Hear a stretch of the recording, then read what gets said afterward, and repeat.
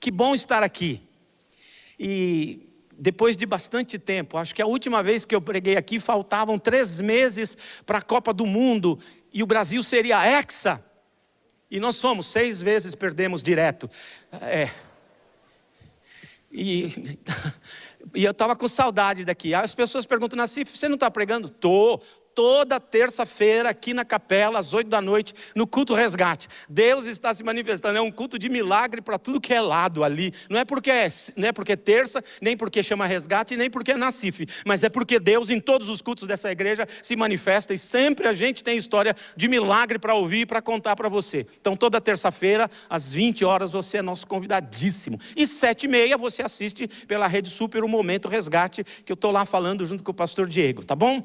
Então você já sabe onde encontrar o Nassifão. E obrigado pelas orações. De maio para cá eu fiquei doente, começou com uma pneumonia, depois os médicos acharam que eu ia morrer, que eu tinha um monte de câncer em tudo que é lugar, arrancaram um tanto de pedaço de dentro de mim, que eu nunca vi, para fazer a tal da biópsia, e demorava para chegar.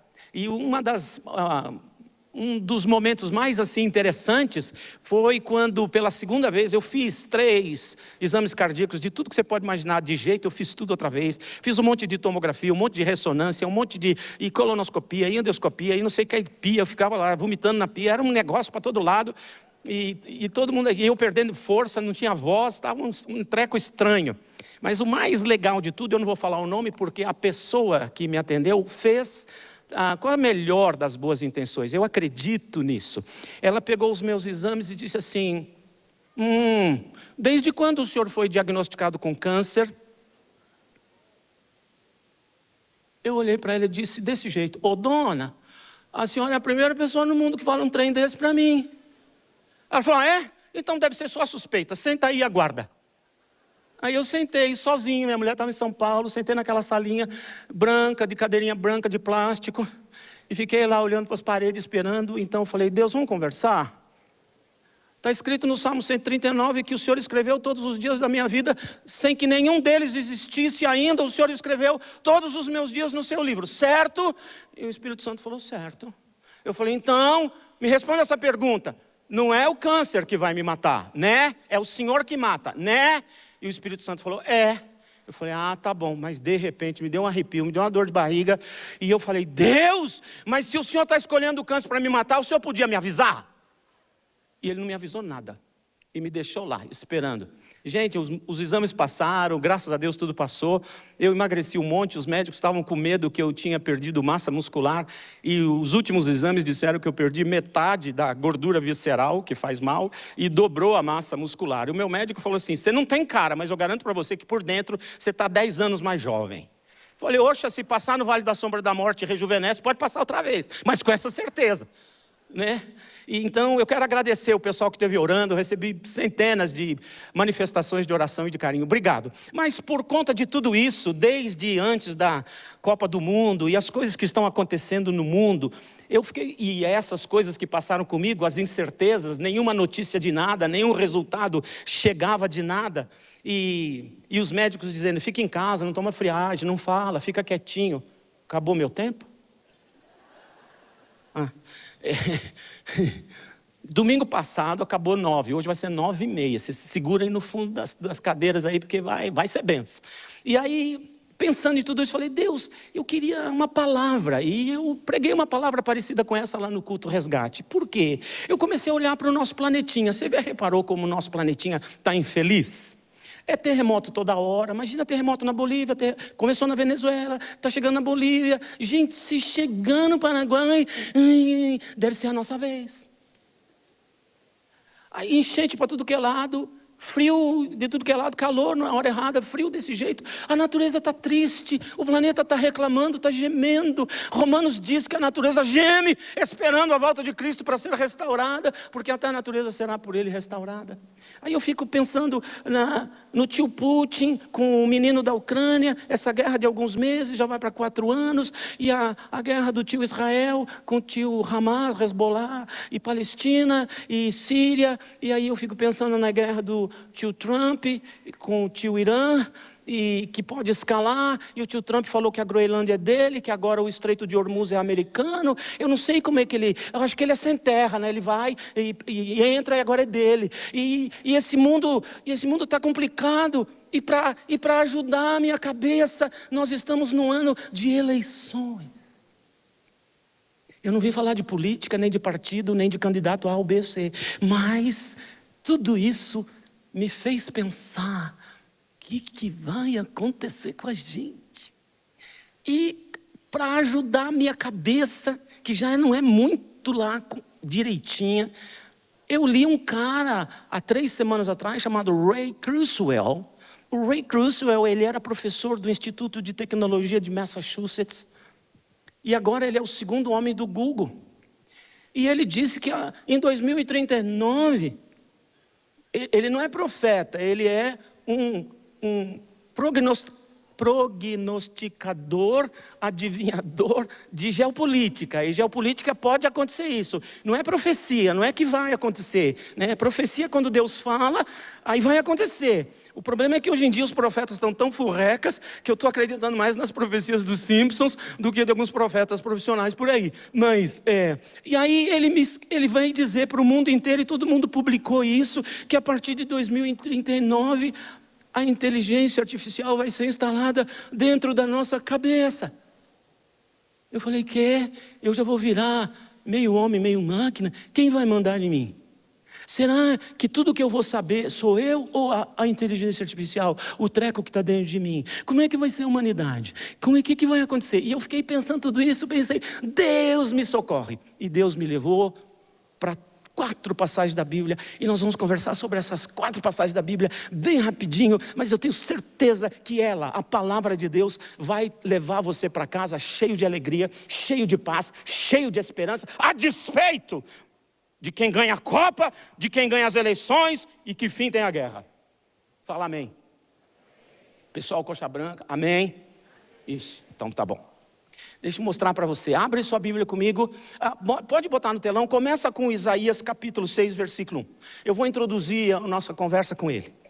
Isaías capítulo 6, versículo 1. Dá uma olhadinha. Tem aí no telão, tá? Para botar? Botou lá, apareceu. Olha lá. No ano em que o rei Uzias morreu, eu vi o Senhor assentado num trono alto e exaltado, e a aba de sua veste enchia o templo.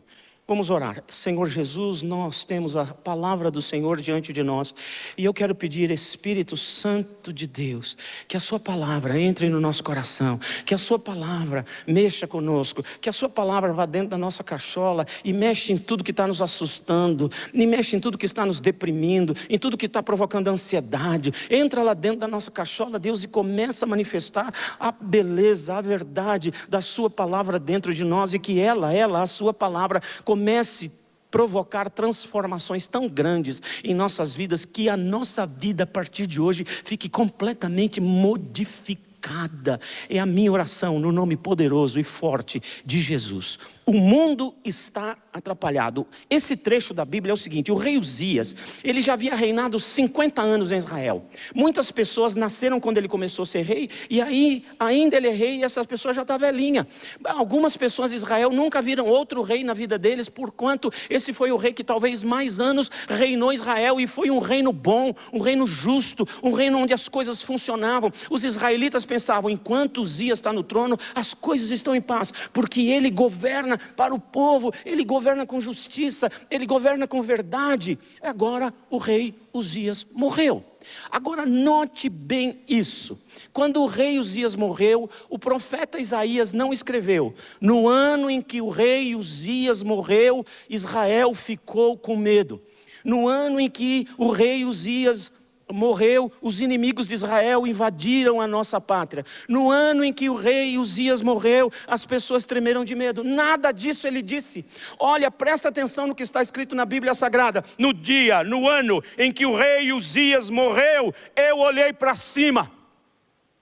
E esse é o exercício que nós vamos fazer a partir de hoje, todo santo dia. Vai acordar amanhã de manhã, e depois que tomou banho, escovou os dentes, quem tem esse costume, vai olhar para cima e dizer: eu estou olhando para cima. Ele viu Deus assentado no trono. Fala amém. Deixe-me dizer uma coisa, ele não viu Deus assim. O que está acontecendo com o planeta? Meu Deus, não deu Hexa. Meu Deus, e agora isso aqui? Tem eleição, será que vai? Será que não vai? Quem que ganha? E não sei o quê, e a guerra? O que eu faço com a África? O que eu faço com a Palestina? O que eu faço? Não, o rei está assentado.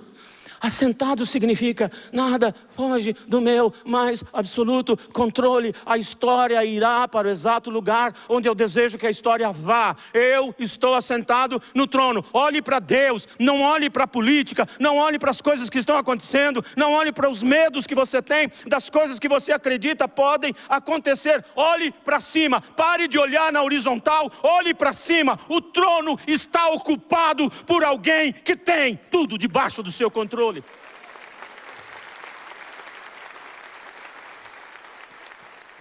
E aí nessa história de buscar o Senhor, Ele me deu essa passagem. Assentado, não preocupado, não temeroso, não consultando ninguém, porque Ele é absolutamente Deus.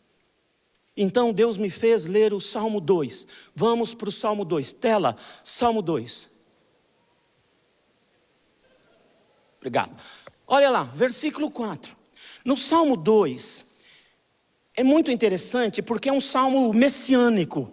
Está falando de Messias, de Jesus de Nazaré.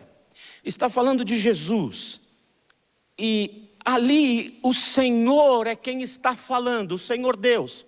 Está falando, vocês estão tentando destruir o meu rei, o meu filho. Vocês, reis da terra, estão se mexendo, estão se articulando na tentativa de tirar o meu filho da história. Deixe-me dizer, nenhum rei deste país, nenhum rei de país nenhum destronará Cristo. Por mais que tentem, Cristo vence. E Ele dá essa declaração maravilhosa: do seu trono nos céus, o Senhor põe-se a rir e caçoa deles. Sabe quando alguém levanta e diz, Deus não existe? Deus faz assim. E besta. Bom, é o apelido da besta, é besta. Por que Deus ri? Porque Deus sabe o final da história. Aquela menina de Provérbios 31, lembra?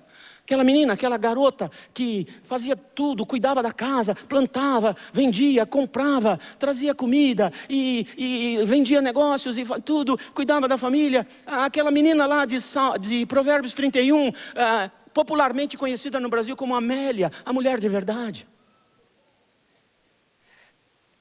A Bíblia diz que ela ri do amanhã. Por que aquela mulher ri do amanhã? Porque ela não sabe o que vai acontecer amanhã, mas ela sabe quem está no controle de todas as coisas. Aconteça o que acontecer, meu Deus continua reinando e eu não vou temer o amanhã, eu vou rir do amanhã. Deus ri dos seus inimigos.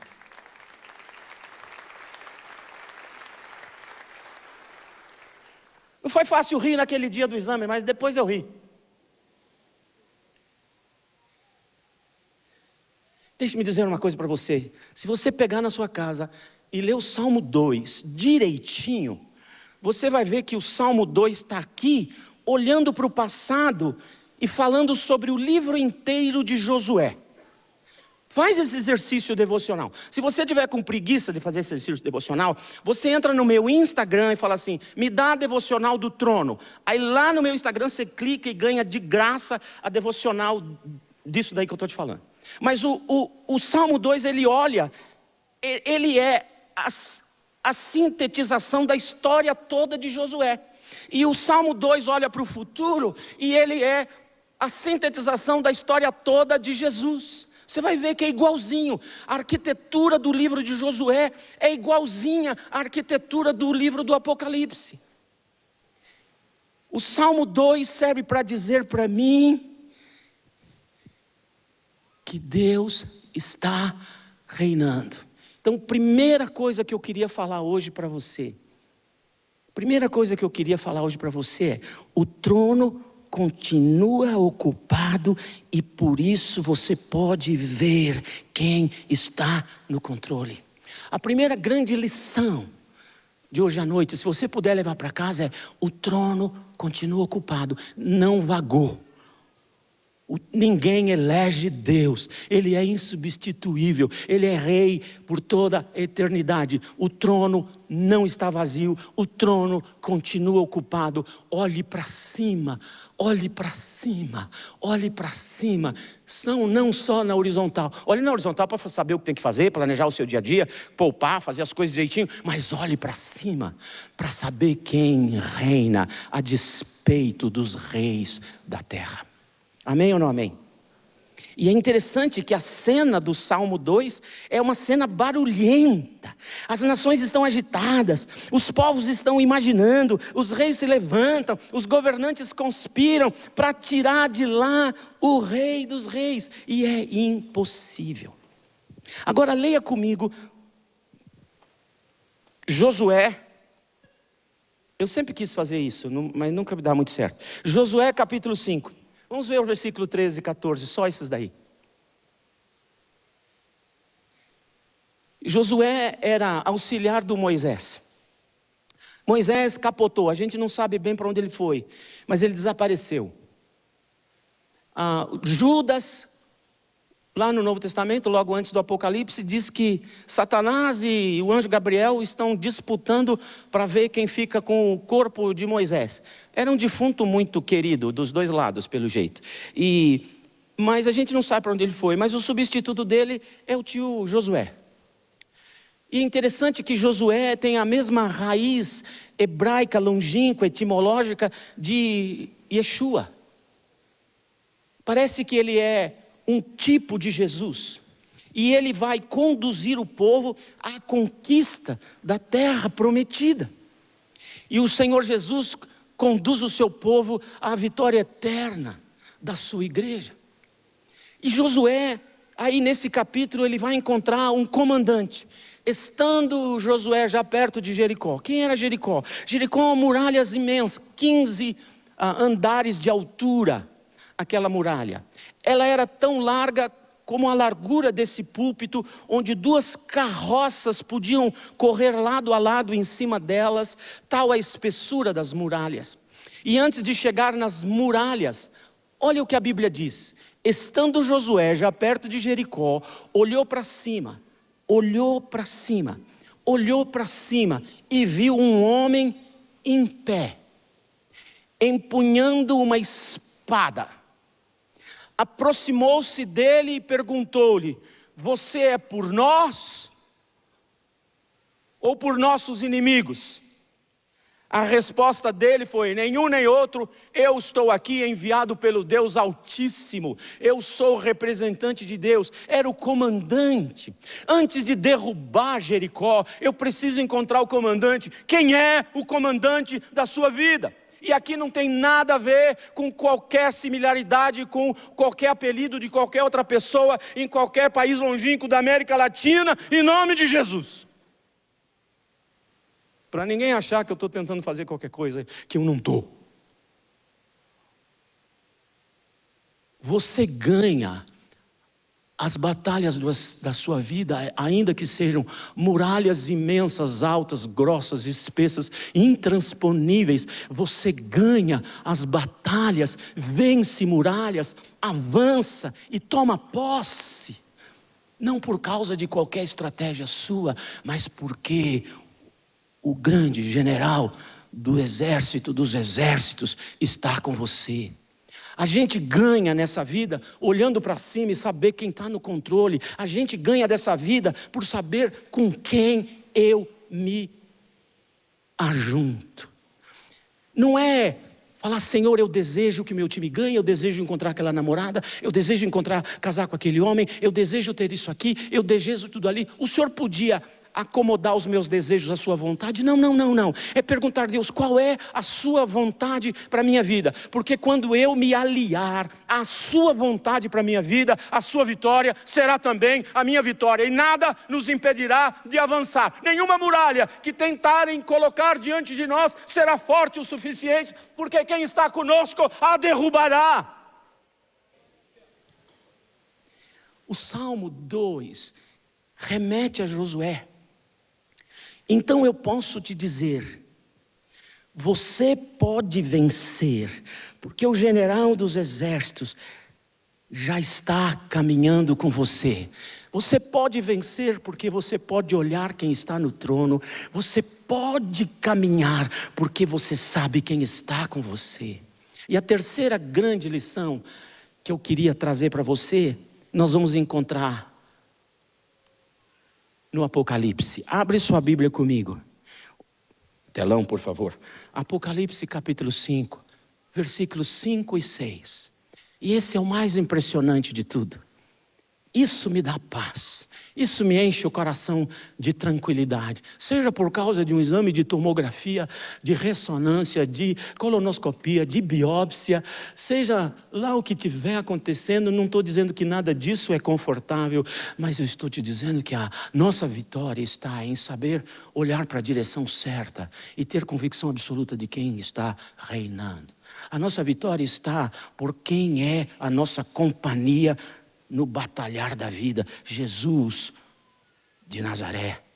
E a nossa vitória está por saber quem está no meio do trono. Dá uma olhadinha, Apocalipse capítulo 5, versículos 5 e 6. Então, um dos anciãos, o que é ancião? Velhinho, ou seja, tem lugar para nós lá em cima. Um dos anciãos me disse, não chore. Por que ele disse? Porque o João está ali tendo uma visão da história, uma visão das coisas, e alguém diz, quem pode abrir o rolo e ler o rolo? E diz a Bíblia que ninguém, nem no céu, nem na terra, foi encontrado digno de abrir o rolo ou de sequer olhar para ele. Então ele sabe que aquele rolo conta o final da história, aquele rolo conta quem venceu na história, mas ninguém pode abri-lo. O João entra em pânico e ele começa a chorar. Então um velhinho diz para ele, Jota, chora não, mano. Chora não, olha o que ele disse. Não chores, eis que o leão da tribo de Judá, a raiz de Davi, venceu para abrir o livro e os seus 7 selos. Fala aleluia. Sabe por quê? Aí não conta a vitória de Jesus, conta a vitória da igreja de Jesus. Jesus é o que do corpo? A cabeça. E nós somos o que da cabeça? O corpo. Se a cabeça venceu, o corpo todo é vitorioso.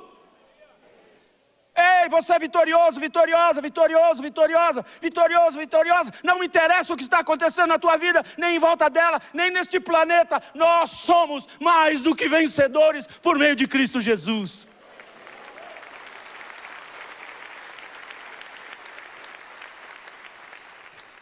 Olha que interessante.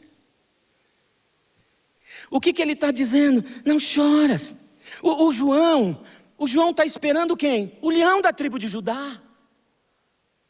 Porque o ancião fala, não chores, o leão da tribo de Judá venceu. E quando ele olha para o leão, ele pensa que é um leão com aquela boca arreganhada, com aquele som terrível, com aquelas unhas para fora.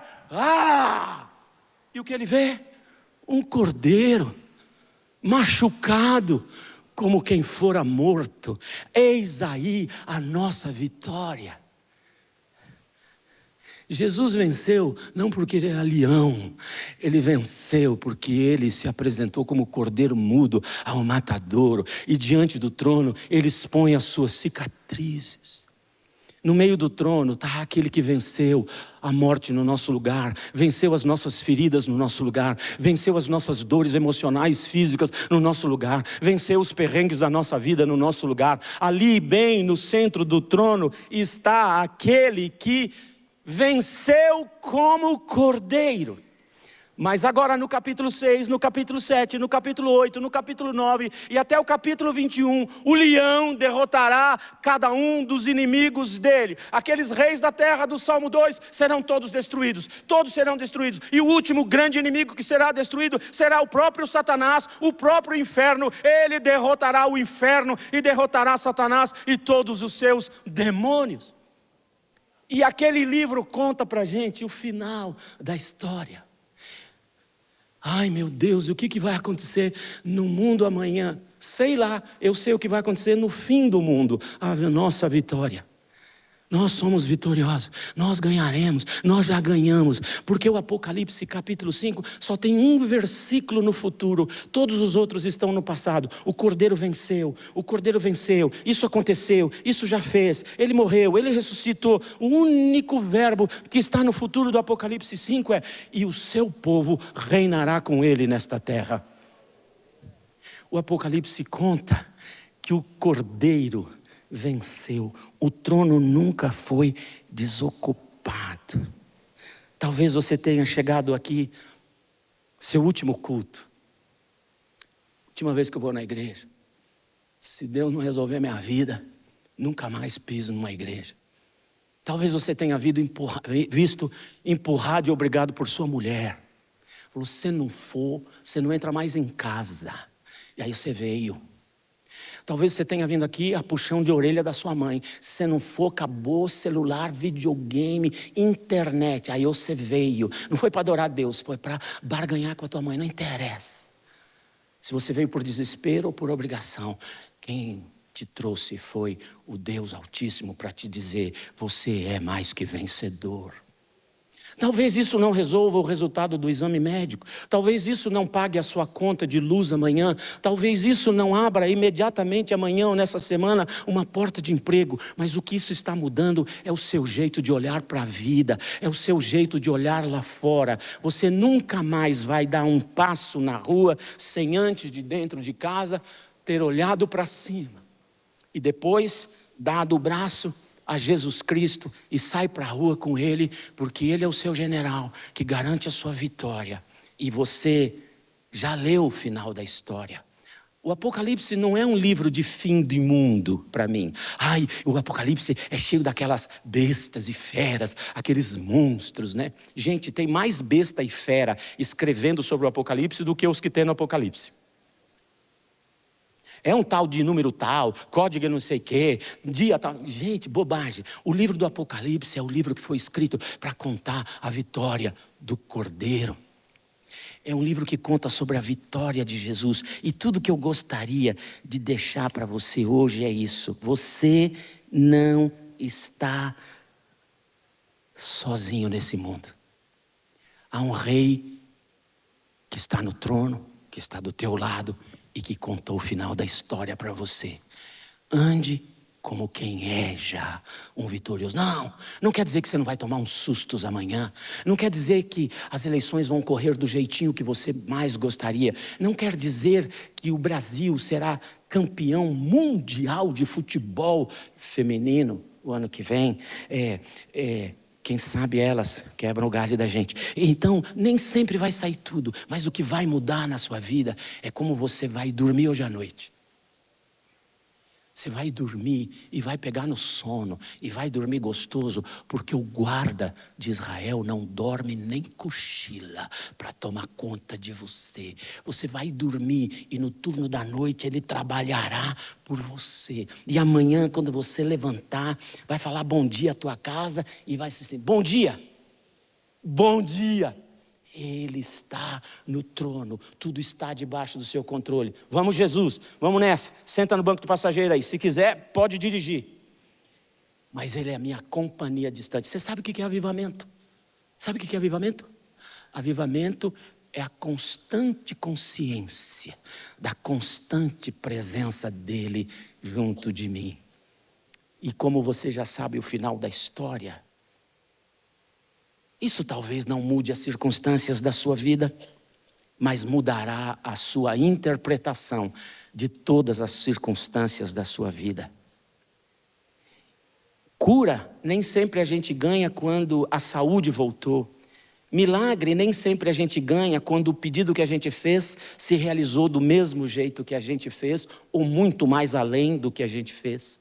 Cura, milagres, manifestações de Deus acontecem principalmente quando você para de olhar na horizontal, começa a enxergar na vertical, saber quem é a sua companhia tiracolo o dia inteiro, e porque você já sabe o final da história. Isso traz paz ao seu coração, isso traz alegria ao seu coração, e a despeito dos sustos que a vida ainda nos trará, como Deus ri deles e a mulher virtuosa ri do amanhã, eu convido você hoje, agora, a rir do amanhã. Eu vou rir do amanhã. Eu estou rindo do amanhã. Amanhã eu tenho um monte de coisa para fazer, gente. Tem um monte de gente para fazer, um monte de reunião, um monte de coisa. Eu estou rindo amanhã, sabe por quê? Eu não sei o que vai acontecer amanhã, mas Ele sabe, e eu sou mais do que vencedor. Amém ou não amém? Então, eu não sei como você veio aqui. Talvez você tenha vindo muito preocupado, muito entristecido, muito ansioso, muito ansiosa, muito entristecida. E eu quero orar por você agora. Eu quero orar por todas as pessoas que precisam de uma paz sobrenatural no seu coração agora. E se você é uma dessas pessoas, fique de pé no seu lugar. E nós vamos orar. Não quero te envergonhar nem te expor. Todos nós vamos fechar os olhos. Mas eu quero pedir que o Espírito Santo do Senhor aplique estes pedacinhos da Bíblia ao seu coração. No ano em que morreu o rei Uzias, eu não olhei o povo com medo. Eu olhei o meu Deus assentado no trono com tudo sob controle.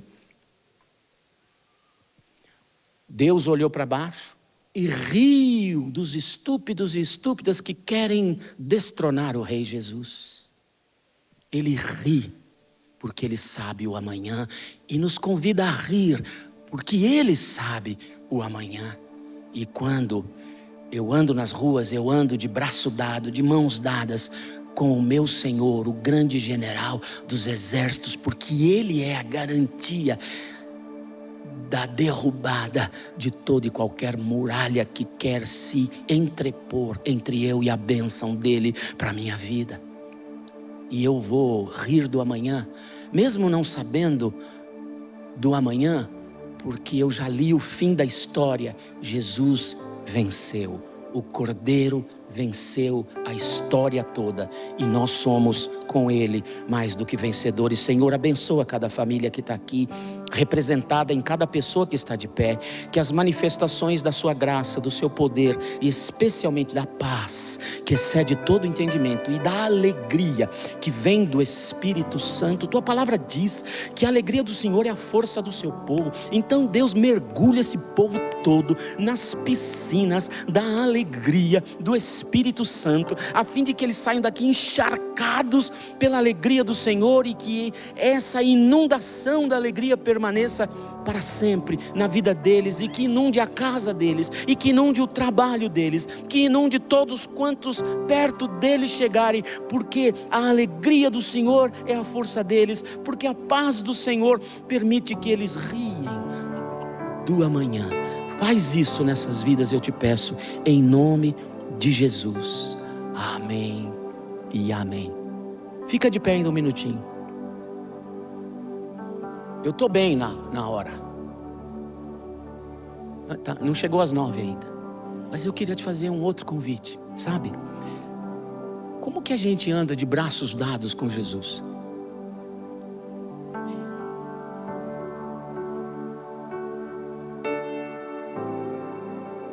A vitória do Cordeiro foi lá na cruz do Calvário. Quando Ele morreu a sua morte, Ele olhou para você e viu: nossa, que pecador esse cara. Nossa, que dona pecadora. É você. Aí Ele olhou e disse: não tem nada que você possa fazer para resolver a sua vida. Então Deus disse: filho, vai. Em vez de eu matar essa dona aí, matar esse outro cidadão, faz o seguinte: eu mato você, meu filho. Você quer morrer no lugar deles? Jesus falou: vou. E Ele morreu na cruz do Calvário para morrer a minha morte. E quando eu creio nisso, que Ele morreu por minha causa, para pagar pelo meu pecado, Ele morreu a minha morte para eu não ter que morrer. A Bíblia diz que quando eu creio nisso, e eu falo, eu creio nisso, e eu quero que você venha morar no meu coração. Quando você crê nisso e fala isso, diz a Bíblia, quem crê com o coração e com a boca falar, ou eventualmente com as mãos, o Espírito Santo de Deus entra no coração, imediatamente, e faz algumas coisas maravilhosas. Perdoa todos os seus pecados, todos. Não importa quais, não importa quantos, não importa quantas vezes o mesmo. Ele te lava e te limpa de todos os seus pecados agora. Segundo, Ele te dá a luz dele. Ele disse: eu sou a luz do mundo. Quem me tem no seu coração nunca mais andará em trevas, mas andará na luz. O que significa andar na luz? Que você vai perceber coisas que você não percebia antes, vai ver coisas que você não via antes. Não é fantasma nem visões. Você vai ver nichos diferentes, vai ver oportunidades, vai ver outro jeito de ser marido, outro jeito de ser esposa, outro jeito de serem pais, outro jeito de serem filhos. A luz dele começa a iluminar o seu coração. E ele diz também que Ele vai dar uma nova vida. Ele disse: quem me recebe vai viver uma vida em abundância. O que quer dizer? De prosperidade, riqueza? Isso faz parte, mas muito mais do que riqueza e prosperidade, é uma vida que você sabe de onde você veio, sabe para onde você está indo e já conhece a tua vitória. Isso muda o seu jeito de viver, muda a sua qualidade de vida. Você passa a ter uma alegria de dentro de você que vai para fora, porque Ele dá essa nova vida para você. E por último, porque você creu que Ele morreu na cruz por você, e porque você falou com a boca: eu creio, entra aqui. Ele te dá a vida eterna com Ele. E quando você faz isso, Ele vira a sua companhia cotidiana o dia inteiro. Mesmo nos momentos, horas ou segundos que você se esqueceu dele, lá estava Ele. Eis que estou convosco, disse Ele, todos os dias da sua vida, sem falhar um. Eu nunca ando sozinho, sempre estou bem acompanhado. Ele está comigo. Quer a companhia de Jesus? Então, você crê que Ele morreu na cruz por você? Você admite aí no seu coração que você é pecador, pecadora? Então agora fala: Senhor, obrigado que você morreu na cruz por mim. Pode falar: obrigado que você morreu na cruz por mim. Eu te convido, entra no meu coração agora. Fala: eu te convido, entra no meu coração agora. Eu te convido, entra no meu coração agora. Fala do seu jeito, porque quando você falar, Ele vai entrar. E a hora que você falar, Ele entrou e te perdoou e te deu a luz e começa a transformar a sua vida e garante você para a vida eterna. Quantas pessoas querem falar isso agora para Jesus? Eu vou explicar de novo. Senhor, eu creio que você morreu na cruz por mim. É verdade, sou uma pessoa pecadora, mas você morreu no meu lugar por mim. Eu aceito que você morreu no meu lugar. Então agora entra na minha vida e torne-se o meu Senhor, o dono da minha vida e o meu Salvador. Quer repetir isso comigo? Fecha os olhos, fecha os olhos, fecha os olhos e fala: Senhor Jesus. Aí, pode ser baixinho, pode ser um sussurro, mas fala: Senhor Jesus, eu creio que o Senhor morreu na cruz por mim. É verdade, sou pecador, pecadora, mas agora, fala aí, mas agora eu te convido, entra na minha vida, entra na minha vida. Perdoa os meus pecados, me dá a tua luz, me dá essa nova vida e a vida eterna. Eu te recebo. Amém. Quantas pessoas fizeram essa simples oração que vai mudar a história da sua vida? Levante uma das suas mãos. Levante uma das suas mãos. Muita gente. Então eu vou fazer o seguinte: eu vou convidar todos vocês que levantaram a mão a vir aqui na frente, que eu quero orar por você. O culto vai acabando, nós vamos louvando a Deus, mas você vem aqui que eu quero orar por você. Você que levantou a mão. Quando o primeiro sair do lugar, o resto vem atrás. Quer ver? Sai. Quer ver? Esse é o estímulo para os outros. Está muito tempo, mas pessoas: será que eu vou? Venha. É um passo de fé na direção. Jesus está entrando. Igreja, olha aí Jesus se manifestando. Venha.